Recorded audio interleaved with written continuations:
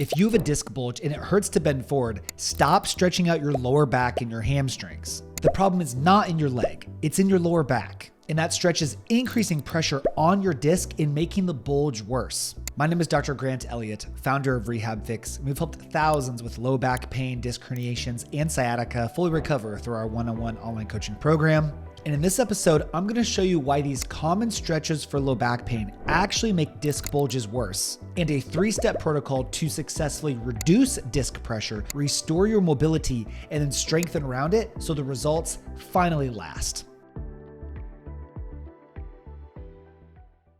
So let me explain what's actually happening inside your spine when you're dealing with a disc bulge, because once you understand this, you'll never make the same mistake again. Your lumbar discs sit between the vertebra in your spine, acting as cushions or shock absorbers to distribute force throughout the spine. When a disc is bulging, the inner gel-like substance called the nucleus pulposus is pushing outward into the outer layer called the annulus fibrosus and can either push in, begin to separate, or push completely through that outer layer depending on the severity. This pushes towards the back where your spinal nerves are, and hitting these creates pain and can create referral into the glute, down the hamstring, into the calf, foot, or toes, can create fire, electricity, or numbness or tingling. Now here is the critical part. Most of the time, in the vast majority of disc bulges, every time you sit, bend forward, or load your body in a forward direction, that increases the pressure on the disc towards the back, the direction that it is bulging. And this will exacerbate the bulge or hit the nerve even further, increasing your pain.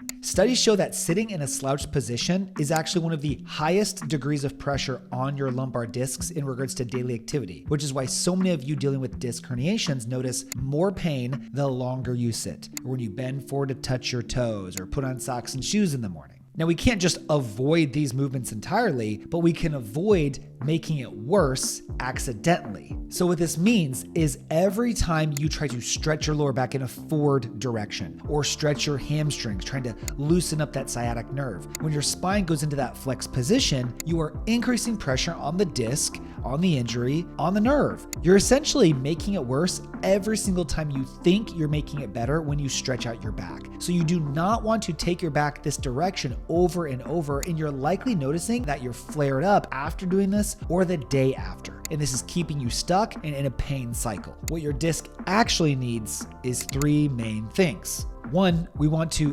decompress the lower back and the hips to take pressure off of the disc. Then we want to restore lumbar extension to actually reverse the disc bulge real time. And third, we want to then strengthen around the disc and the glutes to ensure those results last and the disc stays where we want it. And this is exactly what my 3-step protocol follows, so I'm going to show you how to use it right now. Before we target the disc specifically, we want to address the hips, and here's why. When your hips are tight and restricted, your body compensates by pulling movement from the lower back, which means your lumbar spine is constantly being pulled and loaded multiple ways throughout the day when you're walking, sitting, or bending, which leads to further disc irritation. So step 1 is performing our tactical frog exercise. Get on your knees, on your elbows, spread your knees as far apart as you can comfortably, and then sit back as deep as you can. The goal is to sit deep while keeping your lumbar spine totally flat as to not go into flexion. Now, this is going to open up your hips, but once you rock back forward, internally rotate one hip at a time. This is both expanding the range of motion around the hip while strengthening your internal rotators as well. And hip internal rotation is a very ignored and neglected range of motion that is essential for proper hip function. As you perform this, attempt to sit deeper and deeper over time while allowing the knees to go further and further apart. And of course, by alternating each side as you go. Do at least 10 reps each side, and this will slowly take pressure off of your lower back as your hips release and can now begin to do their job. Now that the hips are open, we can begin to work on the disc bulge specifically. This will actually reduce your disc bulge real time. Even though you've probably heard surgery is the only way, you just got to cut it out, there's nothing you can do, that is a complete lie. This exercise can and will reverse disc herniations in a majority of scenarios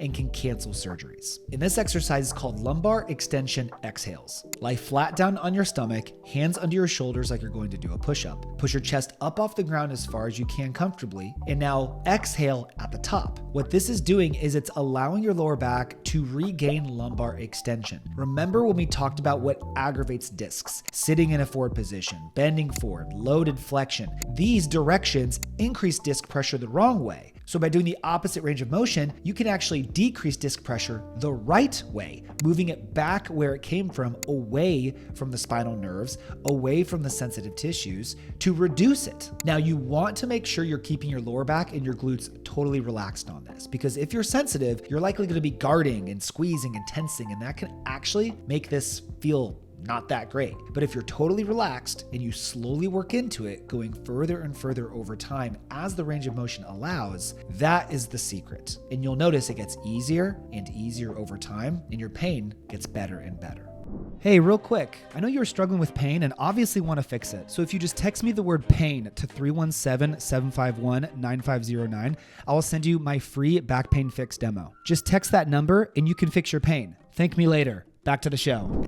Now we are ready to move on to our strengthening exercise. And this is where most people stop. They stop premature to this. Their relief starts to come. They start to feel better. And then they think, oh, I'm good. And they try to return back to normal life just to tweak it again and then start over. It's because they're not completing the recovery process. And the recovery process must include strength work to promote long-term adaptive changes around the disc. You don't want to be on that pain cycle. You want it to last. So now we're going to perform our reverse plank exercise. You're going to lie on the floor. Put your feet up on a couch or chair. This helps your spine stay in a neutral position. And now, by flexing the glutes, lower back, and hamstrings together, you're going to drive the hips straight to the ceiling, attempting to make a straight line from your ankles to your hips to your shoulders. This is primarily using your glute muscles while you're squeezing and holding for time. This is strengthening your posterior chain, your low back erectors and multifidus, and all those spine stabilizers that are supporting your disc.